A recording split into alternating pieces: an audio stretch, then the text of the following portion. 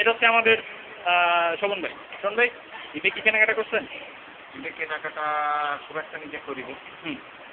তবে প্রত্যেকের জন্য কিছু কিছু করে কেনা। আপনি নিজের জন্য কিছু কেনাকাটা করেন? একটা পাঞ্জাবি বাড়ি, এবার একটা বান্ধবী। এবার শপিং এ গেছেন? ওটা নিয়ে যাই। কোনো মার্কেটে যাননি? একটা মেয়েও দেখা হয়নি?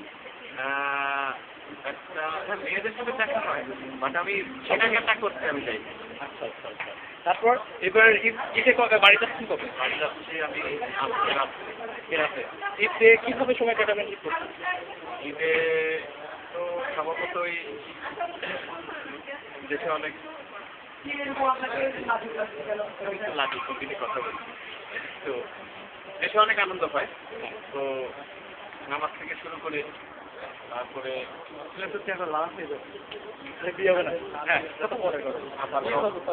আব্বা গত 3 মাস থেকে মারা গেছে, খবরটি আরো সব মিলাই ভালোই হবে। তারপরে খুব অনারম্বর ইচ্ছা হচ্ছে না, কারণ বাবা কিছুদিন আগে মারা গেলেন, তো এই জন্য খুব একটা অনারম্বর অনুষ্ঠান ইচ্ছা করতে লাগে।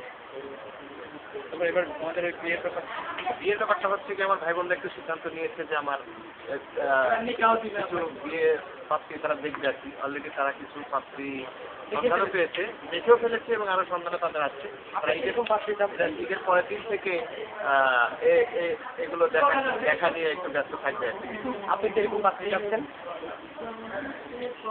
ওকে, আপনি কিরকম পাত্রী যাচ্ছেন? আপনি কিরকম পাত্রী যাচ্ছেন বলেন না মিয়া।